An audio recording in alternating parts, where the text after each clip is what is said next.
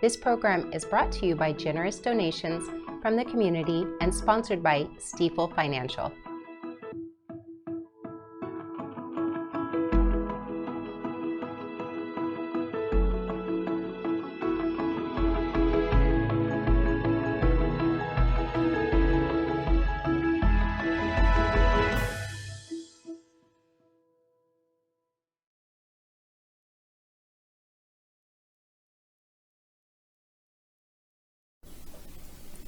Good evening. I'm Ty Batov, your host for tonight's episode of Nevada County Now.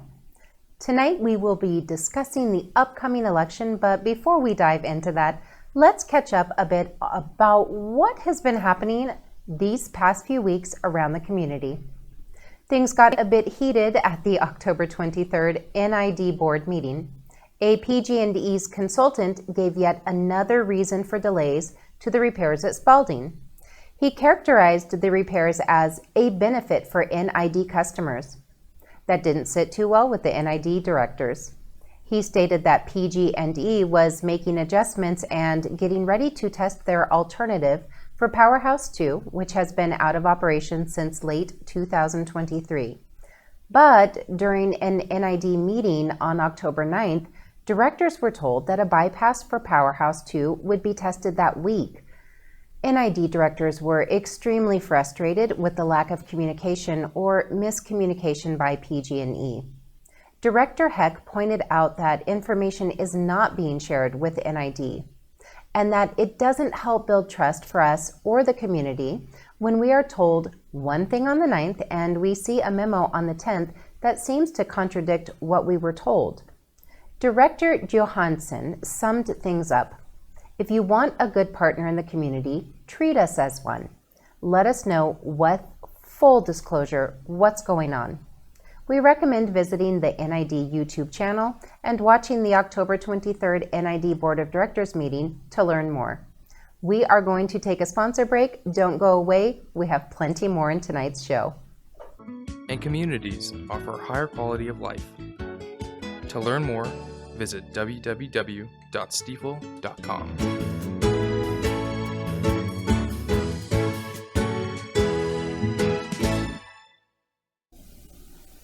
The United Way of Nevada County has started their annual collection drive for warm coats, hats, gloves, and socks. These are distributed to individuals in our community. The majority of those are families with children who are just struggling to get by. This collection drive will help these households and individuals stay warm during the upcoming winter months. Starting now through December 9th, new and slightly used coats, hats, gloves, and socks can be dropped off at a variety of locations, which can be found on their website at uwnc.org/project-warmth. This past week, the 10th annual Howl-O-Ween Dog Mob Costume Parade occurred, and what a glorious mob it was. On Sunday, the downtown Grass Valley Mall was packed with a variety of costumed furry friends and their humans. We reached out to Lauren, the event organizer, who has stated that she started this event as a thank you to all the dog-friendly businesses in town, as well as encouragement for everyone to shop local. Their mission is joy, laughter, and fun. Thank you, organizer Lauren Claire Hayes and the City of Grass Valley for the most playful event yet on the Mill Street Plaza. In collaboration with Cyber Seniors, the Gold Country Senior Services Center will host a series of classes tailored to help older adults develop crucial technology skills. Starting Monday, November 4th, the new Senior Center, located at 231 Colfax Avenue in Grass Valley, will welcome community members to an 8-week session held every Monday from 1:30 to 3 p.m.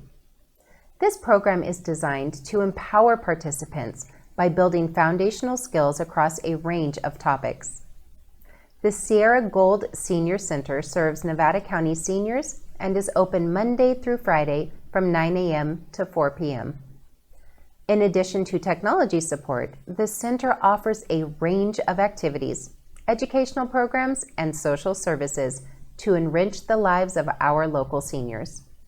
To contact the Sierra Gold Community Center, please call 530-273-4961 or visit their website at goldcountryservices.org. Fall is also the time when ban burns are lifted. Effective November 1st, burn bans have been lifted in Nevada, Yuba, Placer, and Sutter counties. Extreme caution should be taken when burning. Cool weather does not eliminate the dry conditions created by these past months. Those possessing current and valid agricultural and residential burn permits can now resume burning on permissible burn days. Agricultural burns must be inspected by CAL FIRE prior to burning until the end of the peak fire season. Inspections may also be required for burns other than agriculture. Details on permissible burn days, how to burn safely, and how to obtain a permit can be found on the CAL FIRE website at burnpermit.fire.ca.gov. Nevada County Connects resumed regular Monday through Friday service just in time to help folks get out and vote. The Nevada County Connects transit system has partnered with the Nevada County Elections Office to offer free bus fares today and tomorrow for all routes and paratransit services. Everyone can use the free services to get out and vote. Vote centers are located throughout the county. For complete information about locations of vote centers and drop boxes, visit the elections website at nevadacountyca.gov. Also in the news is where the new Nevada County Courthouse will go and what will happen to the existing courthouse. The community has been discussing where to place a new courthouse for some time, and at an upcoming November 5th meeting, the Judicial Council's Court Facilities Advisory Committee will consider the two finalist sites. The date for the county courthouse has a bit of a story of its own. Documents show the date of the courthouse is 1936, but it was actually the fifth structure to be called the county courthouse. In 1851, Nevada County was created and the Nevada City was selected as the county seat. The first courthouse was built on a simple log structure built on Broad Street in 1851. The second courthouse was built in 1856, which burned down. In the same year, construction began on a two-story granite and brick Greek Revival structure, making it the third courthouse in 6 years, and you guessed it. That courthouse burned down in 1863. The courthouse began rebuilding in 1864, so the count's now up to 4. In 1900, a third story was added, and the fifth and present courthouse remodel brings us to the 1936 date and the current structure we know today. So, is it 88 years, 124 years, or 150 years? Regardless of how old our current courthouse is, it is time for a change. It brings the number to 7. The new location has been narrowed down to the USDA National Forest Service office location, or the parcels at the corner of Highway 49 and Cement Hill Road. The committee is slated to discuss the site options at a public meeting that will take place on Tuesday, November 5th from 12 p.m. to 1 p.m. This meeting will be a virtual meeting that is live streamed. Additional meeting information, the agenda, and the live stream URL are posted on the community's webpage at courts.ca/cfac.htm. We will report tomorrow on the outcome of this meeting. We are going to take a short commercial break and come back with the rest of this story. From the foothills of the Sierra Nevada, a new hero will emerge. One who is ready. One who makes sure their friends and family are set. And has the power to go at a moment's notice.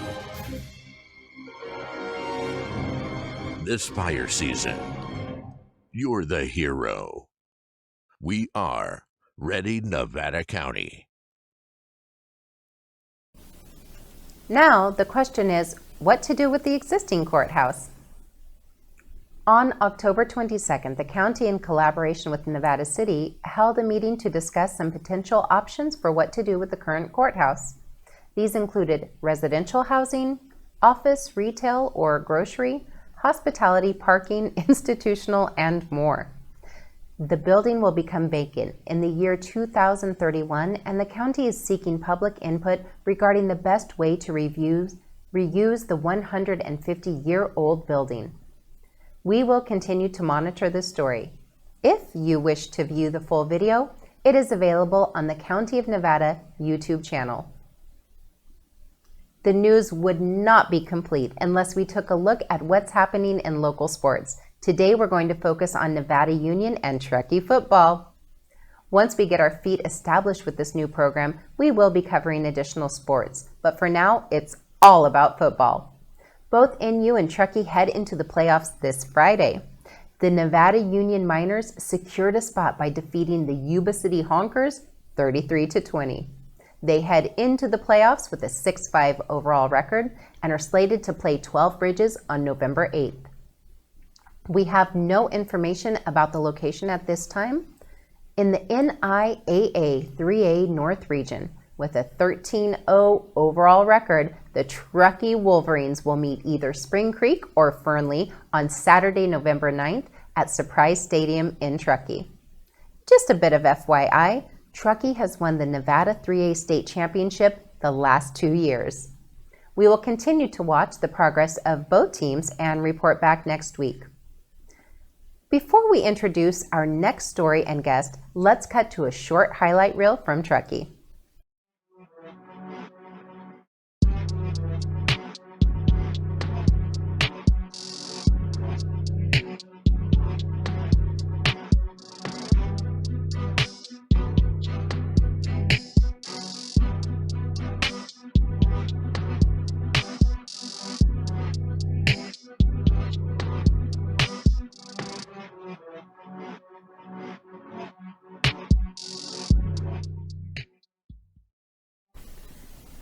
We wish both teams the best of luck in their playoff games. This brings us to tonight's top story, the election. Since Nevada County is a mail-in ballot county, we realize many of you may have already voted. But just in case you haven't, here is a bit of information for you. If you missed registering to vote, no problem. California law allows you to submit a conditional voter registration and ballot up to and on Election Day. Stop by the Registrar of Voters office located at the Rood Center to complete a conditional provisional voter registration form so that your vote can be included.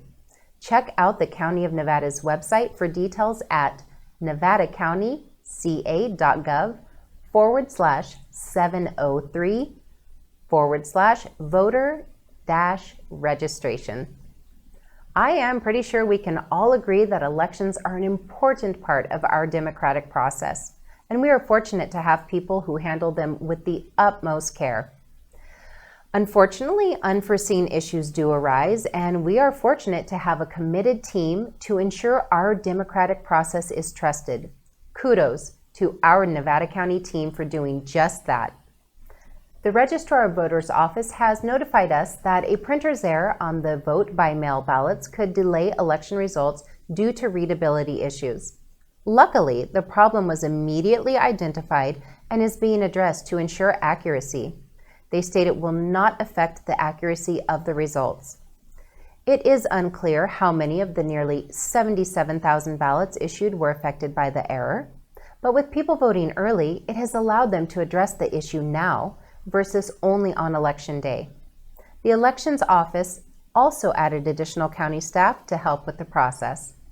An issue with ink overspray on some ballots was preventing the election equipment from processing these ballots. The error isn't visible to the naked eye and did not come up in their pre-election testing. A similar printer's error occurred previously in Orange and San Joaquin counties, but it has never occurred before in Nevada County. The Nevada County Elections Office has worked with the printer Runbeck for 5 years without incident. They are committed to ensuring every vote is counted and are all reviewing all ballots. All ballots are rescanned using in-house printers so they can be processed. This procedure requires more steps than usual, but maintains the integrity of the election. All steps will be carefully monitored to ensure accuracy and transparency. They are encouraging anyone interested in observing the ballot counting and rescanning process to simply show up at the office and ask to observe. The office is open from 7 a.m. to 8 p.m. on Election Day. Make sure to tune in tomorrow for our conversation with Natalie Adana on voter security. Last week, our local-friendly political correspondent, Mary Jane Hunergard, sat down with Nevada County's Clerk of the Recorder, Natalie Adana, to talk about the process leading up to the election and the various ways you can vote. She reminded us that if you are planning to vote by mail, check the collection time. On Election Day, if you turn in your ballot into a receptacle after 2 p.m., it may be late. Here's a short snippet of that interview. To watch the full interview, check the Nevada County Media YouTube channel. For local voting information and resources, visit the Nevada County website at nevadacountyca.gov/3446/elections. Let's say someone puts their ballot in the actual mail on Election Day. Yeah. So it's postmarked on Election Day. How long do you give that ballot to arrive at your office and be counted? Okay, so I'm going to roll back just a little bit, Please. because I think it's important for people to understand that if you choose to return a vote by mail ballot on Election Day, and if you choose to use the United States Postal Service, please check the collection time on that box. Because sometimes the collection time is well before polls close. So, if you are bringing your ballot to a receptacle at 2 p.m., but the collection time was 9 a.m., it's going to be late. Let's say someone... What? Continuing with our election coverage information, it's important to stay informed. Understanding the propositions on the 2024 ballot may be a bit confusing. We are going to discuss Props 32 and 33 tonight.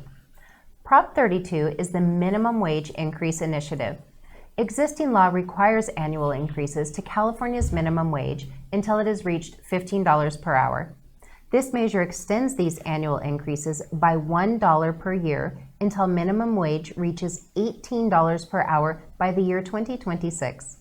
Therefore, as existing law requires, the minimum wage will annually adjust for inflation. In periods of decreased economic activity or general fund deficit, the governor may suspend annual increases up to 2 times, therefore extending the timeline for reaching $18 per hour. Due to annual inflation, the state is currently scheduled to see another wage increase on January 1st, 2025, regardless whether Prop 32 is enacted or not. If the ballot measure should fail, all employers can expect to pay employees at least $16.50 per hour. However, should the measure pass, this rate would rise even higher. Employers with 25 or fewer employees would be required to pay non-exempt employees at least $17 per hour beginning January 1st, 2025, and employers with 26 or more employees will pay $18 per hour. If passed, Proposition 32 would also include a subsequent wage hike in 2026 for employers with 25 or fewer employees, thereby matching the minimum wage for all non-exempt employees at $18 per hour. Afterwards, any further increases year after year will be tied to the U.S. Consumer Price Index. To help us break this down, we have guest Randy Swissley with the League of Women Voters. Welcome, Randy. Thank you, Ty. So happy you're here to help us figure this out. Okay. Let's just start. Has there been any research on how this proposition might affect small businesses in our community? No, not specifically in our community. The Legislative Analyst's Office, which is a nonpartisan state department, has done fiscal analysis, and has determined that prices would rise probably less than 0.5%. Okay. And so that would put businesses, regardless of the size, in a position where they could either take less profits or raise prices. Mm-hmm. So less than 0.5%. That, help me to translate that. What does that mean in terms of a teenager that works at a local business, let's say a holiday market, for instance, or works maybe on Mill Street downtown? What does that 0.5% mean to a local working teen in our community? Well, that's just them spending money. That's, price increases for people that are spending money. What you're talking about here is a difference between, like you pointed out, $16.50 and $17 an hour. If Prop 32 passes, what has happened, to tell you the truth, is that 32 took a little bit longer to get, I was going to say get to market, but get on the ballot than they had expected. And so none of the numbers changed. So it wouldn't have been as close if it would have gotten on the ballot sooner. But now it's not going to make as big of an impact as they had originally thought. Okay, not as big as an impact as we originally thought. However, for small businesses in our community that are already struggling, Yes. it puts more stress on them. Yes, they would have to pay their employees more. Yeah. Hard to argue with that. Yeah. Well, we want what's best for workers, and we want what's best for our community. So, as I understand it, the League of Women's Voters does not advise to vote either way, but just simply delivers non-biased information? In Nevada County, that's true. Okay. If you went to the State League or the National League, there are some propositions that are either supported or opposed by them, but what we have chosen to do is not to have any advocacy. We have just done education. And to go back to your point about how it would affect small businesses, if you think about all the dynamics involved in the market, yes, you may have to pay an employee more, but what that ends up doing is putting more money in the pocket of people who are making minimum wage. And that level of income, people that make that level of income, when they get more money, it circulates in our community. They spend more money. Whereas if I'm a billionaire, I'm probably not going to live my life any differently, if I get paid a little bit more. But a minimum wage worker will spend more money. So then you have to trade that off. Am I, as a small business owner, am I going to make more money because more people are going to have money to spend? Or I'm going to make less money because I have to pay my employees more? And all that is just so complex that it's hard to predict. Right. Well, thank you so much for spending time with us today, helping us to understand this issue. We are going to take a short break and come back and discuss Prop 33. Thank you. Thank you, Randy. Sure. I'm happy to do it. Hello, Nevada County. My name is Ariel Lovett, and I serve as Education Chair of the League of Women Voters of Nevada County. We are a nonpartisan grassroots organization working to protect and expand voting rights, empower and inform citizenry, and ensure everyone is represented in our democracy. We provide resources such as our local candidate forums, election information, and educational events to provide our citizens with the tools they need to make informed voting decisions. We are committed to expanding and protecting voter access and safeguarding fair elections. Maud Wood Park, who became the first national president of the League of Women Voters in 1920, said, "The success of democracy doesn't depend on a few persons who do great things, but on many persons who do small things faithfully. Our democracy relies on all of us doing our part." For more information, visit our website at www.lwvnevadacounty.org or email president@lwvnevadacounty.org. We're looking forward to hearing from you. Welcome back. Now let's jump into Prop 33. While cities and counties have the authority to enact rent control laws, the Costa-Hawkins Rental Housing Act of 1995 prohibits them from imposing rent control on single-family homes, condominiums, properties built after 1995, and on new tenants. If passed, Prop 33 would repeal the 1995 law and prevent the state from taking action to limit local rent control in the future. The prop does not make any changes to existing local rent control laws. Cities would have to take local action to change those. So, here we go with another controversial issue that everybody is hotly debating. Tell me, Randy, do you know what is used to set the rent control laws in place? Well, I would guess that they probably look at inflation. Right now, the only rent control laws in our county are the ones that are established by the state, which is between 5 to 10% a year. You can raise rent no more than 5 to 10% depending on inflation.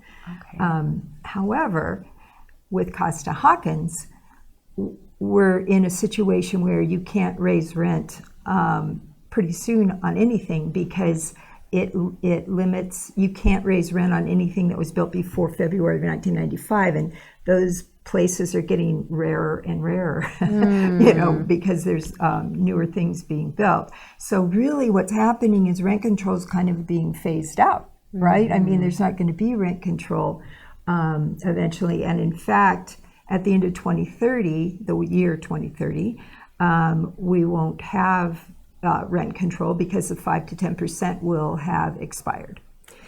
So what 33 would do is really move the decision back to local governments. Even though Nevada County doesn't do anything, special about rent control beyond what the state requires, they could. And there's 40 other cities and counties in the state that do. Almost all of them are either in the Southern California area or in the Bay Area. But still, if 33 passed, California would not be allowed to do rent control at all in the future. And so all of that decision power would be in the local jurisdictions. So more power for Nevada County, and maybe not more options for people that live here. Right. And the arguments there are that, again, it's hard to tell, all the dynamics in the market, because people that are investors that come and want to build apartments in lower income places will probably opt out of doing that if the rents get too high, or are not allowed to be high, I should say, if they are kept too low.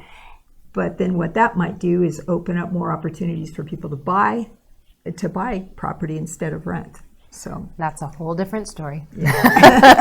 Thank you so much, Randy. We are so grateful that you spent time with us today. And Randy will be back tomorrow to chat with us about Prop 34 and 36. For more information on all of the props on the ballot, check out the Voting 2024 Propositions videos on the Nevada County Media YouTube channel. We're going to take a quick break, and when we come back, we'll be speaking with Wendy Willoughby.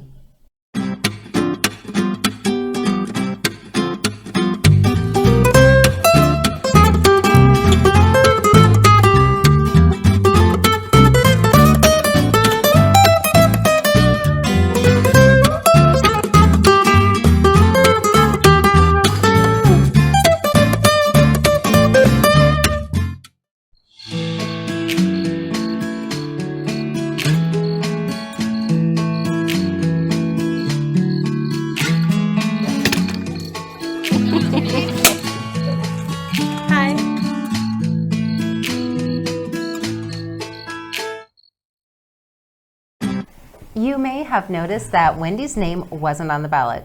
This is because when a person runs uncontested, there is no need to choose a candidate. That person is automatically elected. Today, we have Wendy Willoughby in the studio to talk about running in an uncontested election, as well as her serving on the NJU HSD board these past 2 years. Wendy is a current Nevada Joint Union High School District Board member, as well as the only board member running for Area 2. Wendy, so lovely to see you today. Thank you for being here. Good to see you too, Ty. Good to see you too. I have a lot of questions for you. Okay. So since we have a short amount of time, let's dive right in. Yes. This is an easy question. How did this election feel compared to the one 2 years ago? Well, there's the obvious answer. Not as much work, clearly. You know, running a campaign is a lot of hard work. This is true. So I am grateful to not have to do that piece this go around. I committed to spending some of that time that I might have spent on my own campaign working for the general campaigns in our county and helping to elect the individuals that I felt would best fit our current board. That's beautiful. Also, very different in feel. 2 years ago, you may recall, you know, both my girls at the time were in high school at Nevada Union, and it felt like we were fighting for the soul of our schools and the soul of our kids. You know, fighting to restore calm, logic, and kid-focused leadership. Yes. And while we always want to continue to make those things a priority, it definitely feels less frantic this go around. That's beautiful. I think that it's not an accident. I think that it's beautiful that you are with us and that you did not have to divert a lot of energy and resources into having a contested run. And I think it just speaks to how wonderful you are for the role. Oh, thank you so much, Ty. I appreciate that. It is definitely something that has become a joy in my life, for sure. We're happy to have you here. Tell me about the challenges that you have been. I've had a bird's eye view on some of them, but from your perspective. Well, I would imagine that all elected service has a component of this, but man, that learning curve is a doozy. There is so much to know and so much to understand, and you know, our educational system, schools, it's a behemoth. There's just a lot to know, and you are thrown in immediately to making decisions. And so you got to understand those decisions and what impacts they have right off the bat. It's a lot of fine print late at night. Indeed. But that's probably not what you meant. I'm betting that you wanted to know sort of what are the challenges the board continues to face. And in fact, along with all of the usual challenging things we have to contend with month to month, our budget is a continuing challenge. Yes. In part, because of our particular type of funding model, it makes our budget extremely volatile and hard to nail down. So it makes it really hard to manage. And then additionally, we are continuing to see such issues for our kids born out of that time in the pandemic and what it brought with it and what it left behind. So those challenges continue to be not only hard for those kids going through them, but it is difficult for our teachers, for our administrators, and when those folks are in challenge, we are in challenge on their behalf. That's right. Yeah, the pandemic, the gift that keeps on giving. That's right. You are working so hard. Your team is working so hard to push through, to support, to inspire, to educate. Tell me, what is some of your proudest accomplishments? I love that question. Thank you. So I would say that there are several things. I had mentioned bringing back civility to the meetings. I think that is very much important. Yes. We've also, along with those protocols, have done a lot of work on creating accountability cycles, etc. But most top of my list would be our work on creating a safe, inclusive, and wellness space for our kids and our staff. Beautiful. That to me is the work that means the most to my heart, being able to make adjustments to our discrimination and harassment policy, update our equity policy, and pass a land acknowledgement and put that into use. Really, really dear to my heart, and I know was much appreciated by our students in our community. That is a lot of accomplishment. That's not one small thing, and I know that there's more in front of you, so just thank you, Wendy, for being here. Thank you for shedding light on the challenges, the accomplishments, the issues, and Thank you for your service. Thank you. Thank you for being in our community, doing what you do, and pushing forward. We are grateful. Oh, thank you, Ty. It was a pleasure to be here with you. Thank you so much, Wendy. We hope that you will come back and fill us in on what's happening with the NJU HSD board. Don't go away. We have more to come in our programming today.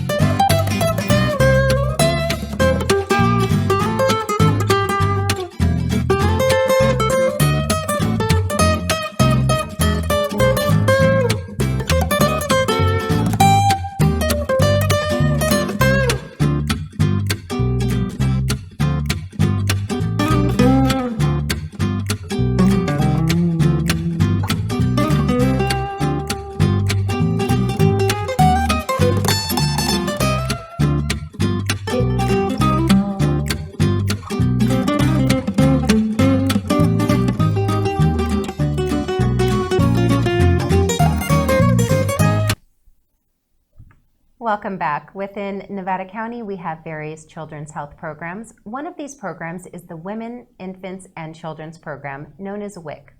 WIC provides education and food support to ensure that pregnant, postpartum, and breastfeeding women, along with infants and young children, have access to healthy nutrition and overall wellness.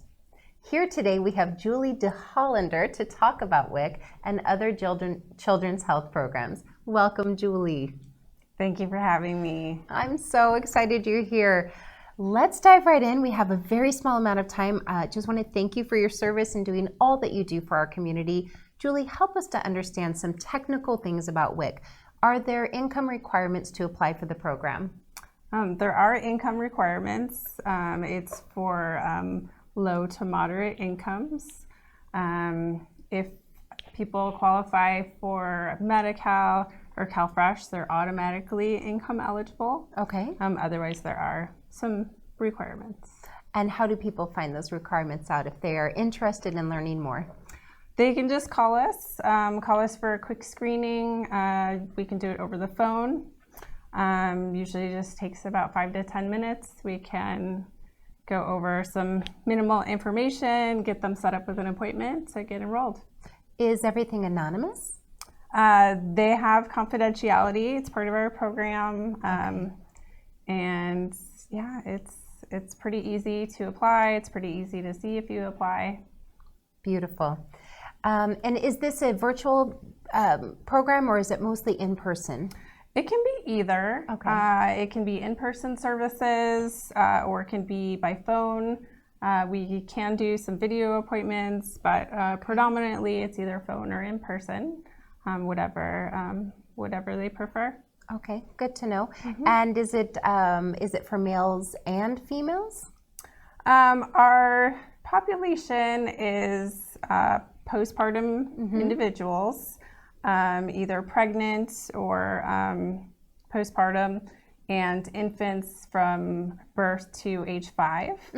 So it can be either the mother or caregiver, foster parents are eligible, grandparents, guardians. So it doesn't have to be the biological parent, it could be the caregiver as well. Okay, that's good information. I was curious if a father, for example, could apply on behalf of his wife or his family. So that's... Yeah, so the actual benefits, we provide food benefits for healthy foods. They can use a card that they take to the store. Okay. And they'll get healthy foods, nutrition education, and breastfeeding support, community referrals, and support for the families in our community. That's beautiful. Okay, so you already answered my next question, which was, are there any food vouchers for healthy foods? So yeah, so touched on that. The card is something new. It has made things a lot easier. There's an app they can use on their phone to make the shopping experience pleasant and quick and easy. But yes, it's healthy foods and nutrition and education. I do have one last question for you. Is there, do you know about how many people you serve in Nevada County? Right now, our caseload is roughly about 1,200 people. Wow. Which is about 800 families in both Grass Valley and Truckee, our locations. That's impactful. Thank you so much. Just want to make sure that everybody gets that number. If you're interested in asking questions, this is the person to call. And you may reach her at 530-265-1454 for Grass Valley. The Truckee number is 530-582-7814. Julie, thank you so much. It's been lovely speaking with you today and learning more. Thank you. For more information on WIC and to see if you may qualify, please also you can go to the Nevada County website, or you can go directly to the WIC website at myfamily.wic.ca.gov. Don't go away, we have another awesome guest coming up.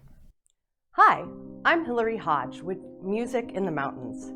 Music in the Mountains is a classical music organization founded here in Nevada County more than 40 years ago. We're a nonprofit organization that provides classical concerts and high-level productions here in our community. We also provide education in our school systems. We are supported by community members just like you. If you'd like to know more about Music in the Mountains, please visit www.musicinthemountains.org or call our box office at 530-265-6124 or email us at info@musicinthemountains.org. Our next guest is here to share an exciting opportunity for your young ones to learn a variety of music from across the globe. Today we have Kim Ewing with Music in the Mountains, who is leading the Musical Explorers program. This program includes a series of workshops covering a variety of musical traditions from different cultures. Welcome, Kim. Thank you for having me here representing Music in the Mountains. So exciting. I mean, what a treasure in our community. And when it says littles, what ages actually does that mean? Well, the Musical Explorers program is really tapped in for like TKers, just 4-year-olds up to 6th grade. Okay. If you can contour the curriculum, it really benefits each grade level for their standards and coverage of music and culture. So awesome. I know, it's pretty fun. And how long has this program been going on, or is it new?